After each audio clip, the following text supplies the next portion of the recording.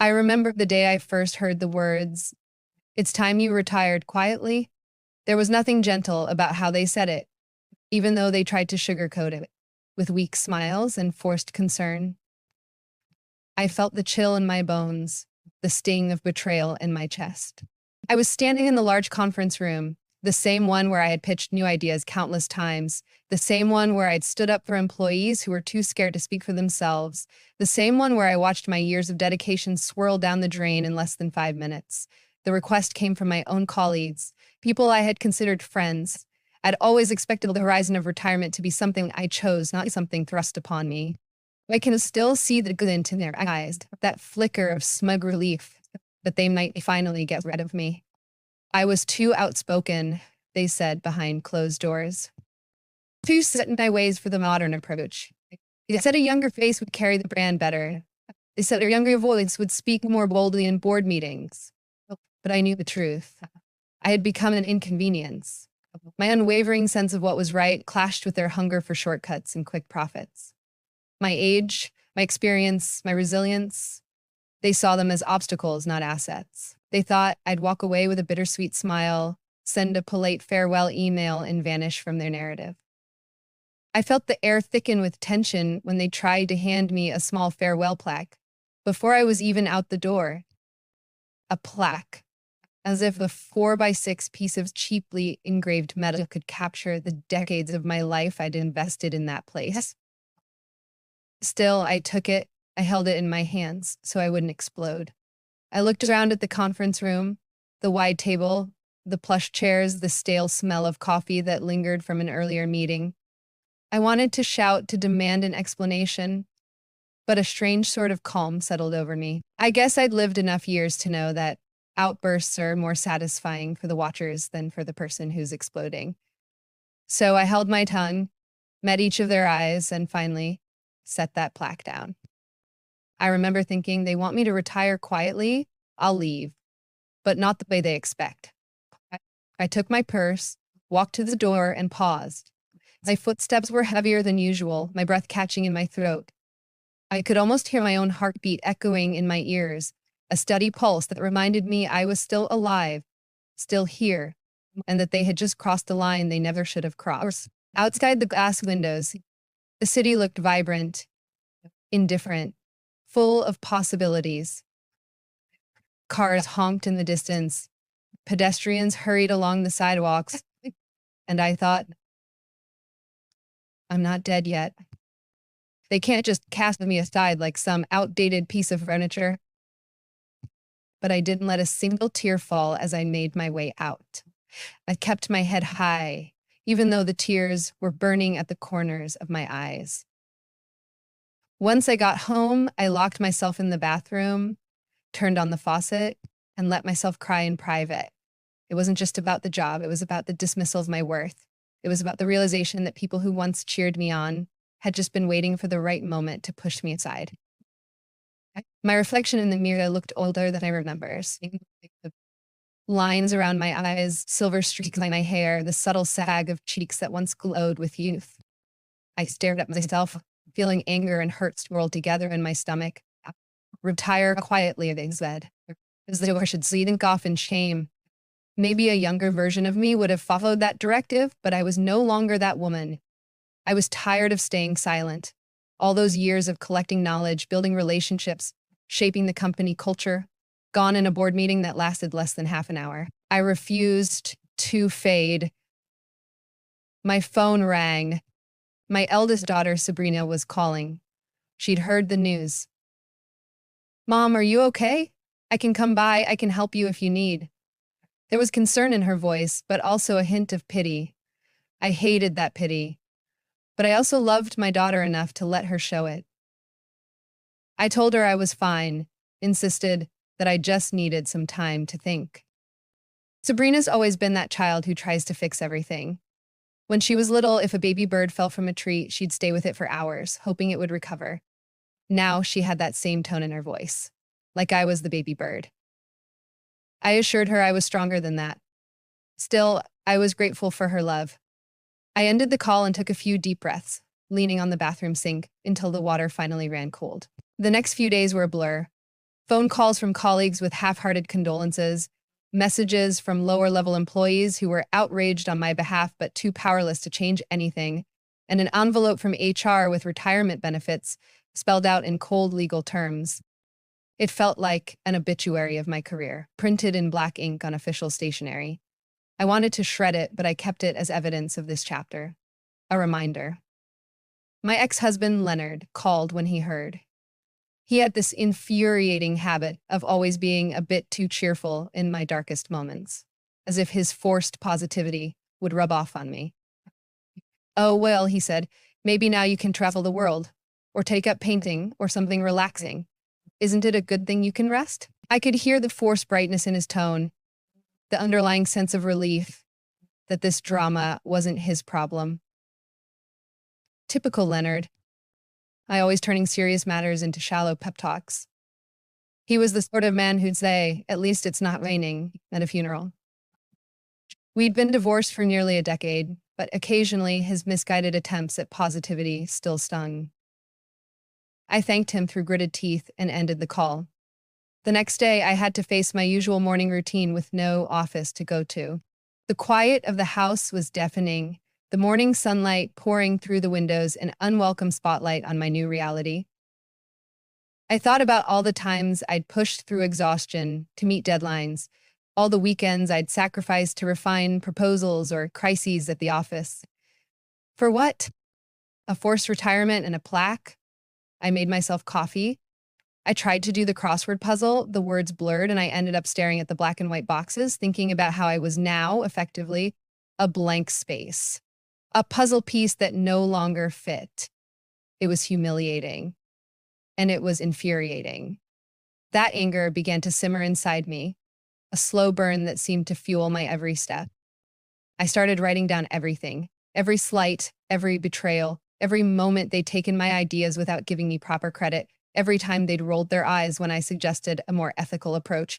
I'd hidden these resentments behind a professional smile for years. Now, there was no reason to hide them. My pen flew across the pages, and I felt a strange sense of clarity as I listed every injustice, every subtle insult, every time they told me to let the younger generation lead. Younger doesn't always mean better. I knew that. And a corner of my mind began to twist the idea around.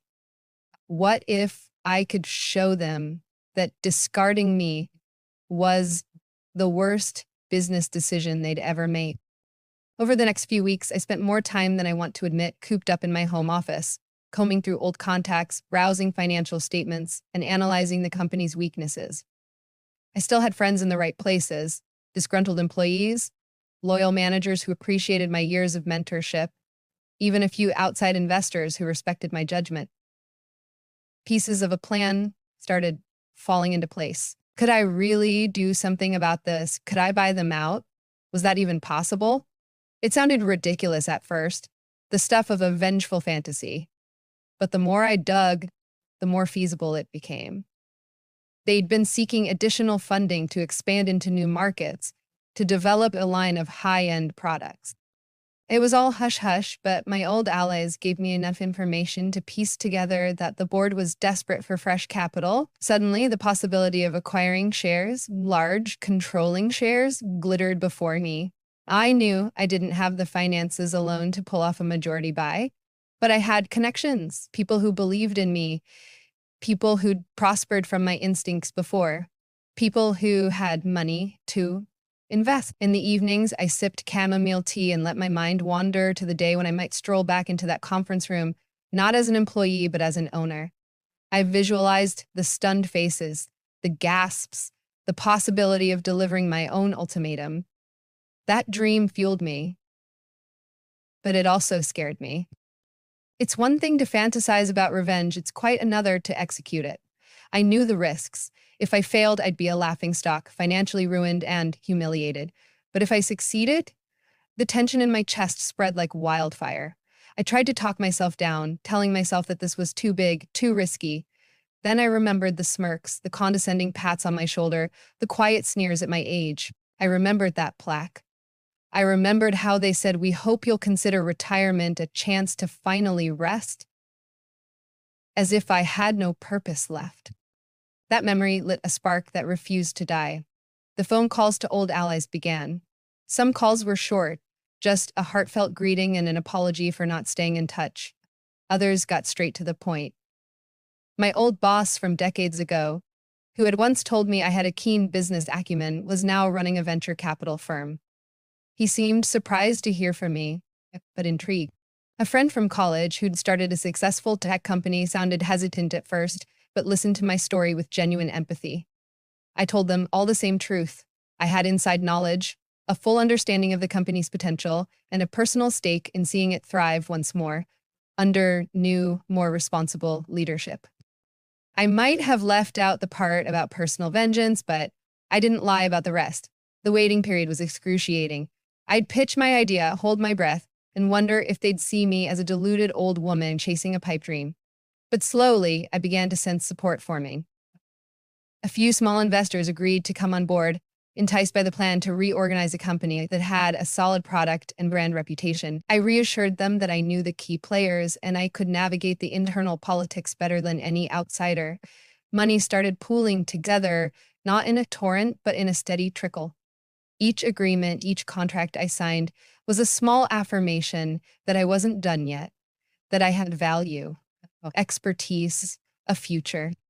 My children were a mixed bag of reactions. Sabrina was cautious, worried that I was taking on too much stress. My son Marcus was outright dismissive. He said I should just enjoy my new freedom, maybe move to a sunny town and play golf. I bristled at his suggestion. I'd never been the golf type, and he knew it. He and I had always had a strained relationship. He'd inherited too much of his father's knack for glossing over serious issues with surface-level charm. "Mom," he said in one conversation, "don't you think this is a bit extreme? I mean, you're talking about buying out a whole company. That's huge. What if you lose everything?" His tone was more accusatory than concerned. I wanted to say, I've already lost something, my dignity in their eyes. Instead, I calmly told him that sometimes a leap of faith was necessary. And if I fell, I picked myself up. Inside, though, I boiled at his condescending tone. Didn't raise him to believe in himself, to never let age or circumstance define his limits. Yet here he was, dismissing me. The irony was almost painful. By the time I had enough investor support to make an offer, I was a bundle of nerves. My plan was to quietly accumulate a controlling interest through various shell entities. Nothing illegal, just strategic.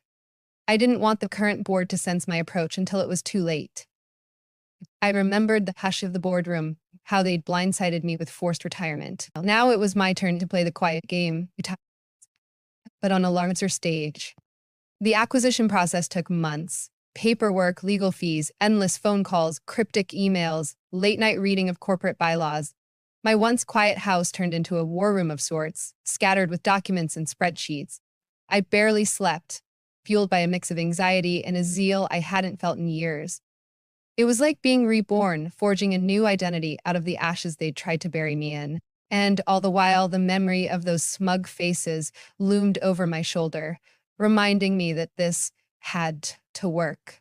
Every time doubt whispered in my ear, I remembered that day in the conference room. I remembered how small they tried to make me feel. One evening, after yet another marathon session and reading financial reports, I found an old photograph of myself in the company's early days. I was so young, wide-eyed with ambition, wearing a blouse that was 2 decades out of style. I stared at that photo for a long time, remembering how unstoppable I'd felt back then. Before the politics, before the heartbreaks, before the slow erosion of my confidence. I traced a finger over my younger self's face, and I felt tears well up again. I whispered, "I'm still you," as if the woman in the photo could hear me. Maybe she could. I slid the photo into my notebook, a quiet talisman of who I used to be. The day finally came when I owned enough shares to exert influence. I still recall the adrenaline spike when my lawyer called to confirm it. My hands shook as I held the phone, listening to the final numbers, over 50%. A majority. It felt surreal. For a moment, I just stared at the wall, the magnitude of what I'd done sinking in. Then came the wave of determination. I was about to walk back into that office, not as a supplicant, but as someone who held the reins. Part of me worried about the moral implications. Was I no better than them if I used my power to humiliate those who was cast me aside?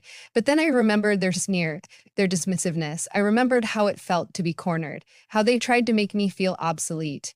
The next morning, I put on my best suit. It was an older style, a timeless cut, in a deep charcoal shade. I smoothed down the lapels, slipped on low heels, and brushed my hair until it shone. Looking in the mirror, I remembered all the times they'd said I didn't quite fit the youthful image. Well, I wasn't going to become younger, but I was going to show them that experience and resilience could be just as powerful, if not more. I arrived at the building, my building, in a sense, early, beating the usual rush of employees. The security guard, a familiar face, greeted me with surprise. "Good morning, Miss Harding. I heard you retired?" I flashed a small smile. "I'm back," I said simply, and walked past him to the elevator. Riding up to the executive floor, my heart thundered in my chest. Memories flooded me, riding the same elevator up to big meetings, to daily tasks, to long hours in my office. Now there was a new weight to the moment, a sense of finality and beginning all at once. When I stepped into the hallway, I felt eyes on me. People whispered, some stared openly. I kept my gaze forward, heading to the same conference room where I'd been dismissed. The board meeting was scheduled for 9, and I planned to attend in a manner no one would expect. The board members arrived slowly, carrying cups of coffee and murmuring among themselves, until they saw me.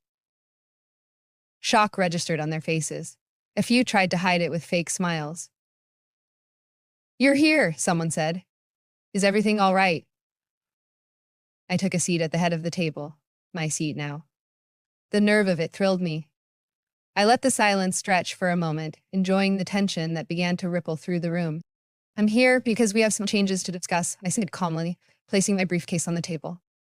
One of the younger board members, a woman who was always polite but never particularly warm, raised an eyebrow. "Changes?" I unlatched the briefcase, pulled out the documentation of my newly acquired majority stake. I slid the papers across the table. "I've purchased a controlling interest in the company," I said, my voice steady. "Effective immediately, I'll be introducing a new leadership structure." The silence was profound. I could almost taste the shock. Faces turned pale, a few jaws dropped. Then came the angry protests, the disbelief, the frantic scanning of documents. I held my ground, letting them flail for a moment. Finally, one of the men who had been most adamant about my forced retirement found his voice. "This is absurd.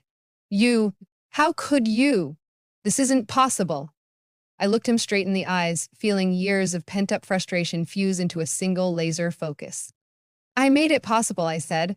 "While you were too busy undervaluing my contributions, I was busy securing the future of this company for everyone, except for those who don't respect what it stands for." I let those words hang in the air. I could sense the fear building. They knew what I meant. The next few minutes were a flurry of arguments. I stood firm. One by one, I announced the immediate dismissal of key figures who had orchestrated my ousting. They tried to argue back, claiming innocence, scrambling to protect themselves. But I had the majority. I was in control. "You told me to retire quietly," I said, my voice carrying a cold edge I'd never used before. "I'm doing the opposite now." The moment felt surreal, empowering and devastating all at once. There was no going back. And I was stepping into a role I'd never dreamed for myself, the one holding the final say. Some who were less complicit, those who had tried to speak up for me in small ways or who had at least recognized my value, were spared. They looked at me with relief and a touch of awe. Others, the instigators, the betrayers, had their access revoked that very day. Security escorted them out, just as they'd once tried to escort me into retirement. I watched them leave through the same doors I'd walked out of months ago, and I felt not exactly triumphant, more relieved than anything. All relieved that I was reclaiming what was mine. That day was a blur of emotions and paperwork. The press got wind of it, rumors swirled, employees gossiped, and the company's stock saw a brief fluctuation before stabilizing under the news of new leadership. I addressed the employees in a carefully worded statement. "I'm committed to guiding this company forward. I've devoted my career to our success, and I won't let it fall into reckless hands. It was a measured speech, but inside I was trembling with adrenaline and the aftershock of what I'd done. When I finally closed the office door behind me late that evening, I slumped against it, letting out a breath I'd been holding for hours. My new assistant, an earnest young woman who reminded me a bit of my younger self, poked her head in. "Everything okay, Miss Harding?" I waved her off, assuring her I was just fine. She left and I stared at the office around me, a plush couch, a large mahogany desk, expansive windows overlooking the city lights. This was my domain now, and I had to figure out how to steer the company toward genuine growth, not just personal vendettas, because with great power comes the responsibility to use it wisely. The next few weeks, I set about restructuring the leadership team. Not everyone was happy about it. Some longtime staff worried they might be next on the chopping block. I tried to assure them that I wasn't there for a purge. I was there to run a legitimate business, to salvage what the previous regime had nearly destroyed with vanity projects and reckless expansions. I asked for data, proposals, and feedback. I encouraged open communication. I wanted everyone to know that I wasn't just some vengeful old woman. I cared deeply about the success of the brand I'd helped build. At home, I sensed a shift in how my children looked at me. Sabrina visited one Sunday afternoon. She found me in the living room, surrounded by documents, my laptop open to stock performance charts. She stood there, hands on her hips, and said, "Mom, you're incredible." I laughed at the disbelief in her voice. "I'm just doing what I have to," I replied. "I built so much here, I'm not letting them take it away."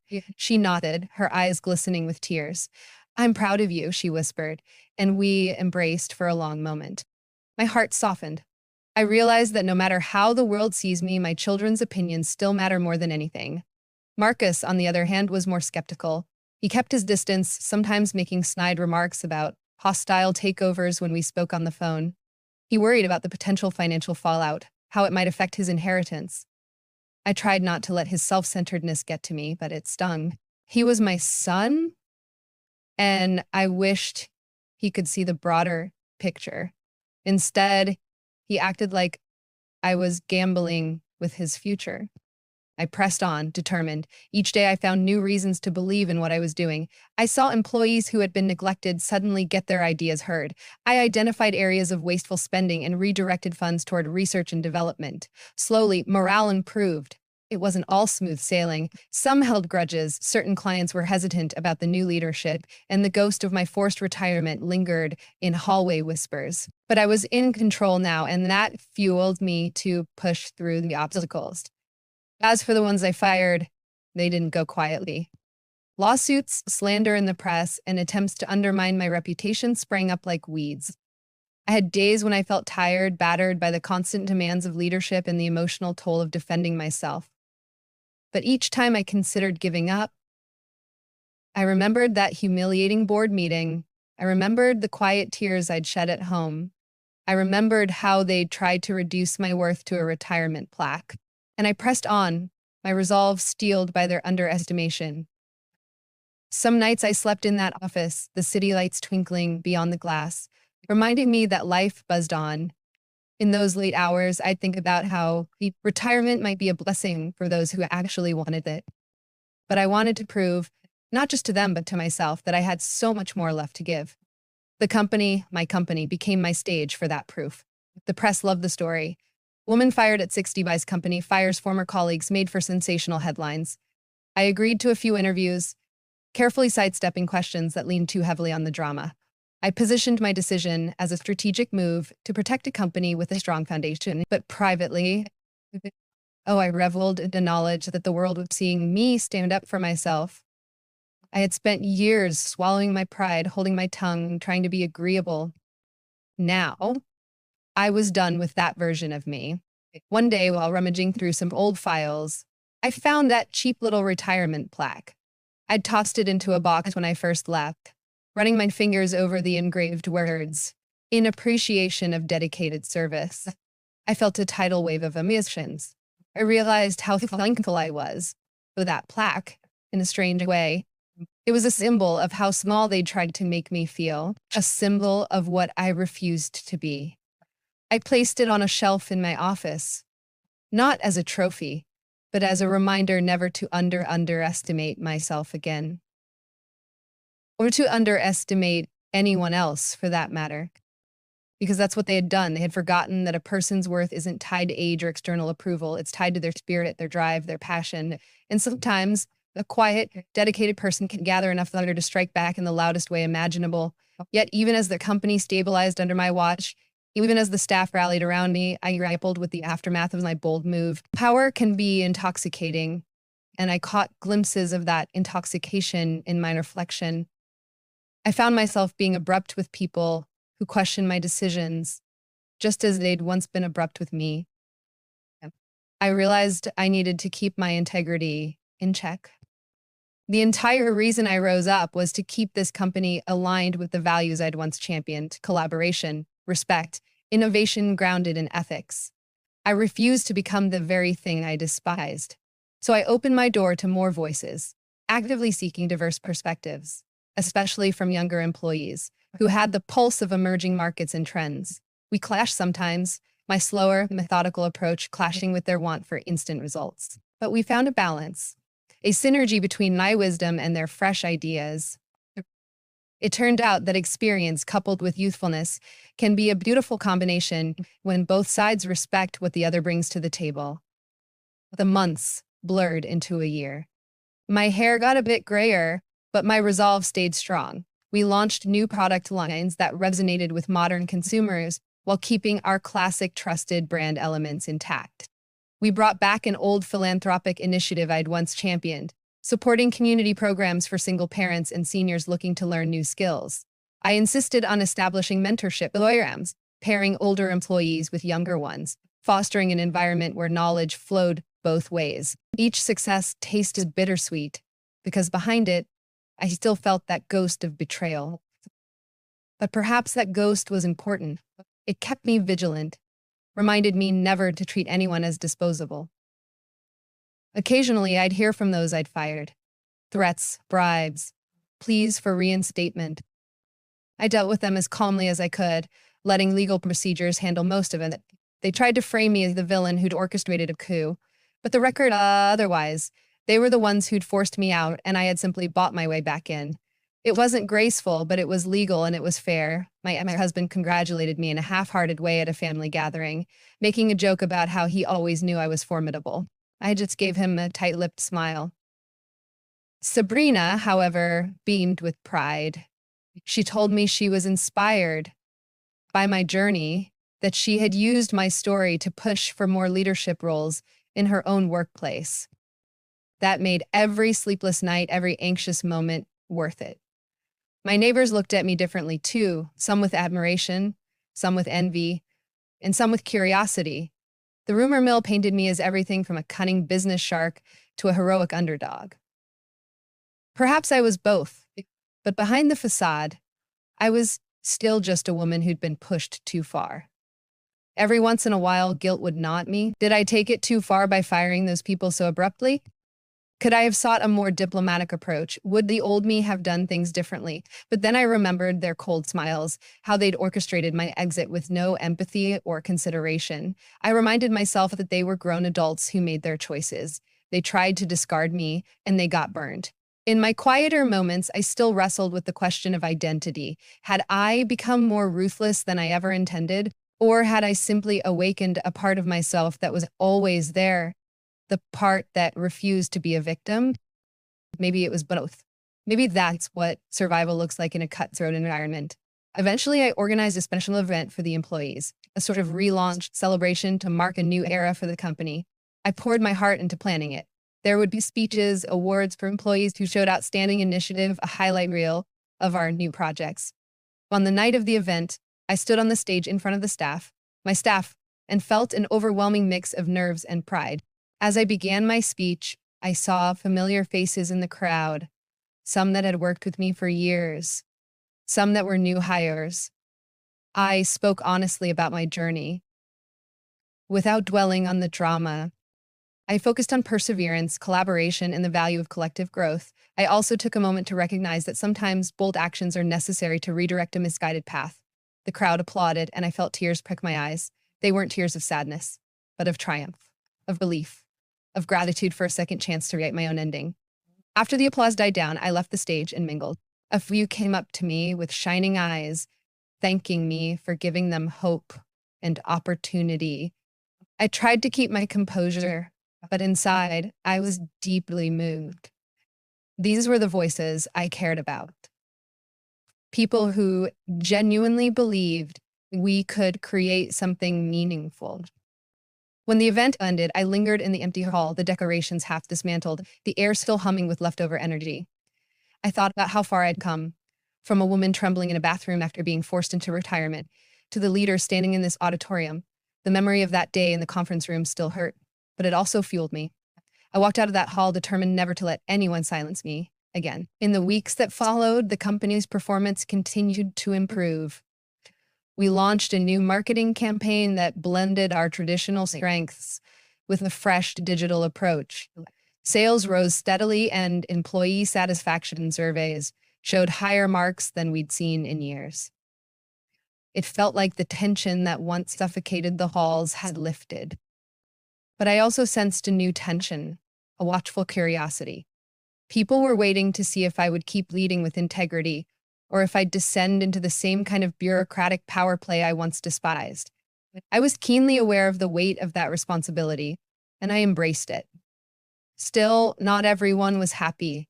A few pockets of resistance lingered, employees who had aligned themselves with the old regime. Gossip circulated about my motives. Some whispered that I was only in it for personal glory, that I'd eventually sell the company or strip it for parts. I confronted those rumors head on. I hosted regular meetings, welcomed questions, and showed transparency in the company's financial and strategic decisions. Over time, the rumors quieted. People began to trust that I wasn't just here for a quick cash grab. I was here because this was my life's work, and I believed in it. My personal life took a backseat, though. Between dealing with the lawsuits from the fired ex-colleagues and managing day-to-day operations, I barely had time for family dinners or quiet evenings with a good book. My daughter worried I was overextending myself. My son complained that he never saw me anymore. I tried to find balance, but I'd be lying if I said I managed it well. Old habits die hard, and I threw myself into my work with the same fervor I always had. Sometimes, late at night, I'd reflect on the irony. I was working harder than ever at an age when most people would be winding down. But I was happier in some ways, more alive, even if I was stretched thin. I recognized that there's a price for everything, including personal fulfillment. One afternoon, an ex-colleague who hadn't been part of the termination spree requested a meeting. He was a decent man, someone who had been neutral when things went down, neither supporting me nor actively pushing me out. He confessed that he'd felt pressured to stay silent, and now he regretted not standing up for me. "Why didn't you?" I asked, my tone more curious than accusatory. He sighed, staring at his lap. "I was afraid I'd lose my job, my security. I had a mortgage, kids in college. It's not an excuse, just an explanation." I nodded, understanding all too well how fear can keep people silent. "You have a clean slate with me," I told him. "If you want to contribute, you're welcome to, but if you ever feel like something's wrong, speak up. Don't let fear stop you." He nodded, relief evident in his eyes. It struck me then. The difference between real leadership and what my predecessors had done was exactly that, empowering people to speak, to share, to contribute. All those years, I'd tried to do the same thing as an employee, but the environment was too hostile at the top. Now I had the power to change that environment, and I intended to use it. Over time, news of our success filtered out to the business world. I received invitations to speak at conferences, women's leadership panels, summits. I accepted a few, sharing my story without naming specific names or dwell too much on the vengeance aspect. I emphasized perseverance, the importance of believing in your own worth, and not letting age or any external factor become a cage. I watched crowds of young women, older women, and even men from different stages of life nodding, inspired. Felt surreal, but it also felt right. Perhaps my experience could help someone else avoid the pitfalls of self-doubt. After one such conference, I was approached by a woman in her 20s. She had bright eyes and a confident stride, but she looked nervous when she approached me. I just wanted to say thank you, she said, her voice quivering slightly. I work in a place where they keep telling me I'm too young and inexperienced to really make decisions, but you reminded me that sometimes you have to push back. I smiled warmly. It's a fine line, I told her. Push back, but also learn from those around you. Stay true to yourself. Don't let anyone else define your potential. She left beaming, and I felt a rush of gratitude that my story, my once painful story, could empower someone else. That day, I returned to my office with a renewed sense of purpose. This wasn't just about me anymore. It was about breaking a cycle of silencing people, whether due to age or youth. It was about creating a space where we could harness everyone's strengths. And if that made a few old guard types uncomfortable, so be it. The irony was that in pushing me to retire quietly, they'd forced me to find my roar. Now, I had no intention of going back to silence. Even as the months turned into a year and then another, I never forgot the day I'd picked up that forced retirement plaque. I left it on my office shelf, right next to my father's old pen, a pen he used when he was starting out in his career. Whenever I felt overwhelmed or questioning my direction, I looked at that plaque and that pen, one symbol of dismissal, one symbol of beginnings. Both reminded me that a career, a life, is a journey with twists I can't always predict, but can always respond to. I also kept that old photo of my younger self pinned to my bulletin board, right beside snapshots of my children. My younger self wasn't naive, she was hopeful. She believed she could make a mark on this world, and in a way, she was right. I just hadn't realized how that mark would eventually look. The lawsuits eventually settled, with a couple of ex-board members getting hush money just to go away. Others slithered into new companies, trying to bury their involvement in the fiasco. Every so often, I'd catch a snippet of news that one of them was bad-mouthing me. I chose not to engage. Their words no longer held power over me. My biggest concern was ensuring that the employees who remained, those who believed in our new direction, felt valued. We expanded our product line carefully, focusing on quality and brand integrity rather than reckless growth. The metrics were positive, but I made sure never to become complacent. Complacency was what allowed those board members to think they could quietly remove me in the first place. I insisted on regular surveys, open-door policies, and accountability at every level. People teased me for being a control freak, but I saw it as stewarding a vision. If I was going to lead, I wanted to lead with open eyes, ears, and a vigilant heart. My personal relationships improved. In some ways. Serena and I grew closer. She'd invite me over for family dinners, and we'd talk about everything from workplace politics to her own hopes and fears. She confessed that watching me fight back had given her the courage to stand up to her own boss, who was constantly undermining her. She was exploring the possibility of opening her own design studio.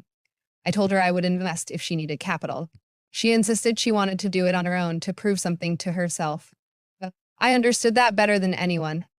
Marcus remained distant, still fixated on potential financial risks.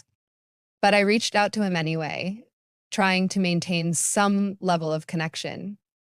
We had stilted conversations over coffee where he'd ask me how the lawsuits were going, or whether the new expansions were profitable. I sensed he was more worried about his future inheritance than about me, but I tried to be patient, remembering that everyone processes change differently.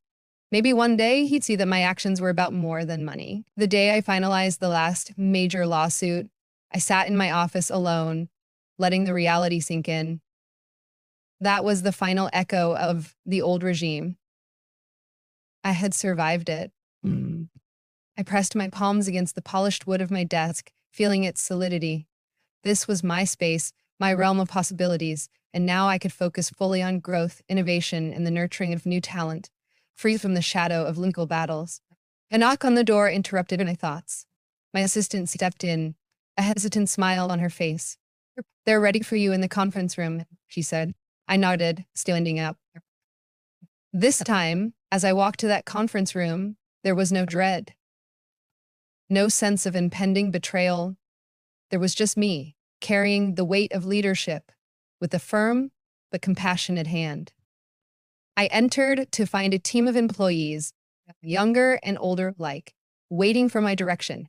They'd been working on a major product launch, and they needed my final approval. We spent the next few hours brainstorming, refining, and combining our ideas into something cohesive and promising. When we finished, I looked around the room and saw the spark in their eyes. It reminded me of the spark I once had as a young woman with big dreams. In that moment, I felt the circle had come around. I had become the leader I needed all those years ago. A leader who listens, adapts, and stands firm when necessary. As I left the conference room, I paused at the door, looking back at the group still gathered around the table, their voices rising and falling with excitement.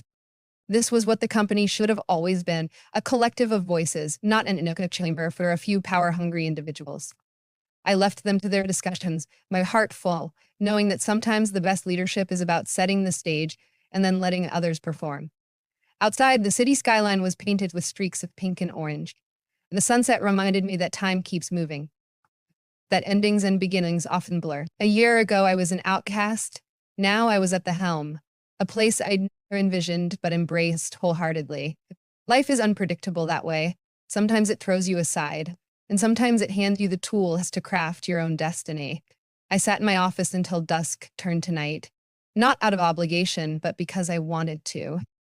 I was savoring the hush of the building after hours, the glow of the desk lamp, the faint hum of the air conditioning. I felt alive, present, and connected to a future I was actively shaping. I glanced at the plaque on the shelf, then at my father's old pen. A quiet laugh escaped my lips. If only they'd known that pushing the need to retire quietly would backfire so spectacularly. But maybe that's the lesson. Underestimating someone, especially someone who's given their life to a cause, is a grave mistake. I stood, walked over to the window, and gazed at the city lights. Each one sparkled with untold stories, struggles, and victories. I wondered how many other people out there were being told they were too old, too young, too different, too radical, too quiet, too loud. I wondered how many had believed those and faded away without discovering their untapped power. I hoped my story would be a beacon to them. Then I thought of those who had told me to retire quietly. I felt a surprising calm, almost a gentleness toward them. Their actions had been cruel, but they had propelled me to a destiny I never would have chosen otherwise. In a strange twist, I owed them thanks for underestimating me. But that didn't mean I'd ever welcome them back or trust them again. Forgiveness, perhaps, but never forgetfulness. I turned off the lamp and headed out of the office. In the quiet corridor, my footsteps echoed with a confidence I once lacked. This was my place now, and I wasn't afraid. Not of being overshadowed, not of losing my voice, not of aging out, because I knew the power of self-belief, and I knew how quickly tables could turn if you harnessed that power. Stepping into the elevator, I pressed the button for the lobby and closed my eyes, feeling the gentle hum of descent. I pictured the next phase of the company, the new product lines, the mentorship programs, the possibility of going global in a responsible, strategic way. My mind buzzed with ideas. When the door slid open, I walked out into the lobby, where the night security guard nodded respectfully. "Have a good evening, Miss Harding," he said. "You too," I replied, returning his smile.